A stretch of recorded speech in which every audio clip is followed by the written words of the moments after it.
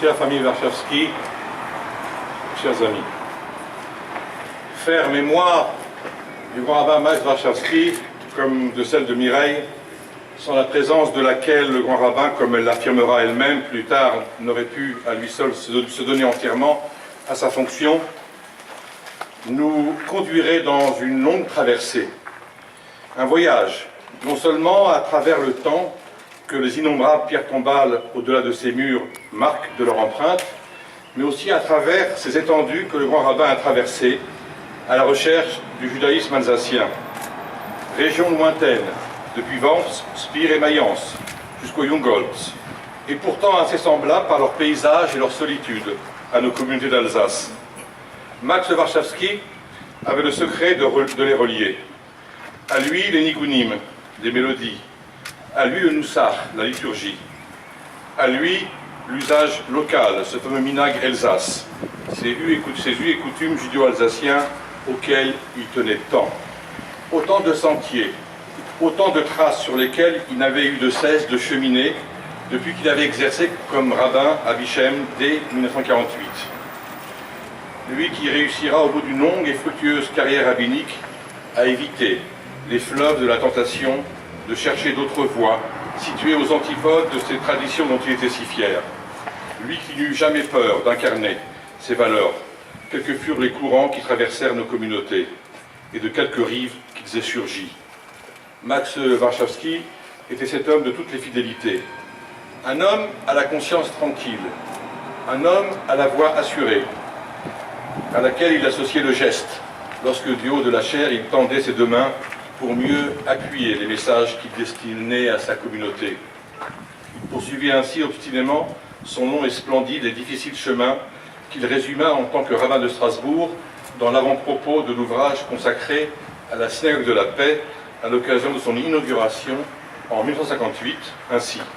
je cite, « Maintenir et développer le sens juif parmi nos coreligionnaires, ainsi que témoigner pour notre cité de la vitalité du judaïsme strasbourgeois et pour y accomplir notre mission parmi toutes les familles spirituelles. » Né à Strasbourg en 1925, Max Warszawski avait grandi à Quatzenheim, à la suite du décès de sa mère, qu'il perdit à l'âge de 8 ans. C'est là, semble-t-il, qu'il fut nourri aux apports de la terre et de l'âme de cette région, avec lesquels cet adolescent, aux parents venus de Pologne et qui priaient à la date Israël, nourra une affinité impénétrable dont il gardera le secret jusqu'au soir de sa vie et bien après son allié en Israël, qui fut vécu sans doute aussi comme une séparation. Strasbourg, l'Alsace et ses hautes figures, depuis Yossel de Rosheim, mais aussi parmi tant d'autres, ses prédécesseurs, le grand rabbin Zinsheim, le grand rabbin Isaïe Schwartz, René Hirschler et Abraham Deutsch, et puis les responsables de nos communautés, de nos consistoires, Joseph Vell, Charles Ehrlich, Félix Lévy, et bien sûr Jean Kahn, avec qui Max Warszawski aura traversé les années les plus extraordinaires, mais aussi les plus périlleuses que le peuple juif aura vécu en ce XXe siècle, depuis la libération des camps, dont a fait référence M. le maire, à l'arrivée des Juifs de Russie et d'Éthiopie en Israël. Cercle magique, dont le grand rabbin, qui n'était pas un homme de frontières, ne s'extirpait pas facilement, et qui explique, pour ceux qui lui rendront visite à Jérusalem, des souvenirs évoqués, selon le cas, comme un chant d'amour, une plainte sentimentale et nostalgique, adressée aux scènes rurales que nous avions encore partagées avec lui, tel ce dimanche des Slichot, nous arpentions avec Lou et René Weil les cimetières juifs les plus reculés, de Backenheim à Hatten, comme les heures solennelles qui avaient rythmé la vie juive de Strasbourg, depuis l'inauguration de la synagogue de la paix, où s'était rendu le président René Coty, le général de Gaulle, et plus tard Golda Meir, jusqu'aux manifestations pour Israël, à la veille de la guerre des 6 jours, ou contre la représentation soviétique lors des procès de Leningrad, dans lesquels il était toujours au premier rang. Carrière rabbinique exemplaire dans laquelle entraient en part égale le dévouement, l'engagement, le sentiment et l'action, l'intimité aussi. Je pense aux cours donnés à son domicile le Shabbat après-midi et le jeudi soir. Il semble que, contrairement à ce que l'on dit, une communauté ne repose pas tant ou seulement sur le guide que le destin a placé à sa tête, mais que tout repose,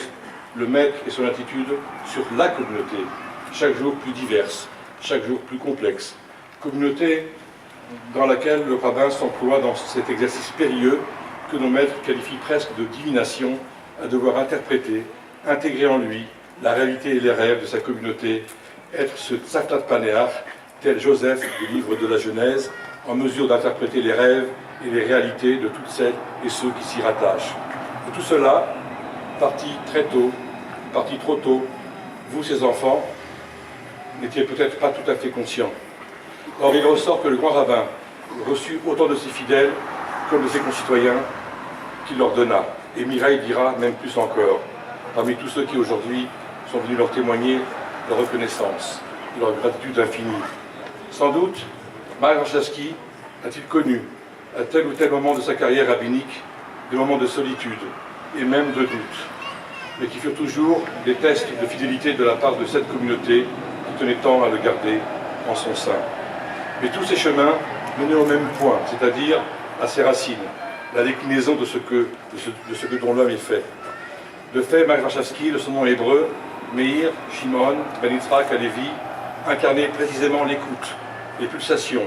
la respiration, Shimon de la racine Shama, et la vision, l'horizon, Meir, de la racine Or, de cette communauté qui finit par ne faire qu'une avec lui pour qu'elle lui doive aujourd'hui, plus encore qu'hier, une profonde reconnaissance pour l'amour que Mireille et lui auront donné. Et si vous en doutiez encore, on pourrait évoquer comment toute la communauté de Strasbourg se tint debout lors du dernier office de la Neila qu'il célébra, ou lorsqu'elle salua son départ en présence de Monseigneur Elchinger et des plus hautes autorités de la région de la ville, parmi lesquelles Daniel Lefebvre, Adrien Zeller, M. Poudloff et M. Fimelin, pour affirmer que plus que tout autre rabbin que Strasbourg ait connu, aucun n'aura été autant aimé, autant écouté, autant admiré dans l'action infatigable qu'avec Mireille, ils auront tous deux assumé. Il apporta ainsi la contribution qu'il avait tant ici rêvée, et avec cette promotion, comme il avait écrit dès 1958, pour la communauté, pour la ville de Strasbourg, et pour le vivre ensemble avec les autres familles spirituelles, lui qui, en Israël, et malgré les deuils, et malgré les épreuves dont vous fûtes tous frappés, continua, avec Mireille, à garder confiance en l'homme, en Dieu, à ne jamais perdre espoir, parfois seul, mais avec cette ardente patience qui caractérise précisément ce que j'appellerais l'esprit Warszawski. Max avait depuis longtemps quitté la nature éblouissante et mystérieuse de cette Alsace profonde pour la splendeur de la ville de Jérusalem, dont les prophètes ont annoncé que d'elle sortira la lumière, la justice et la dignité de tous les hommes. Dans cette ville sainte, Max et Mireille, après avoir célébré Strasbourg, contents espérer en la paix, là ils reposent tous deux. Mais ici, là où à quelques centaines de mètres, se trouvent au cimetière d'Adat Israël les tombes de son père, Yitzhak Warszawski, et de son épouse, Max et Mireille seront enfin revenus par la présence de cette allée qui porte leur nom, quelque part revenu à nous. Un dernier mot dans son hommage paru dans le bel ouvrage Yerzahav qui leur avait été offert, Raymond Franck, Zichrono Livracha,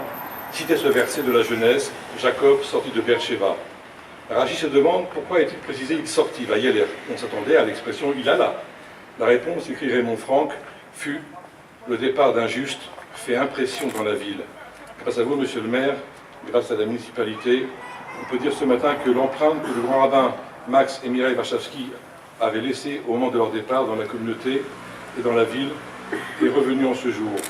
Plus qu'une trace, plus qu'une empreinte, un sillage qui nous inspirera à aller de l'avant. Et lorsque nous reprendrons ce chemin, chaque dimanche des Slichot, pour nous recueillir sur les tombes, allant, comme on le dit en Yiddishkeit, au Kever Ovos, sur la tombe de nos parents et grands-parents, nous suivrons, nous signerons ces valeurs, faites de paroles, de prières, de mémoire, mais toujours pleines d'humanité, que Max et Mireille nous auront inspirées. Et pour tout cela, monsieur le maire, soyez-en vivement remerciés. La parole est à monsieur Michel Warszawski.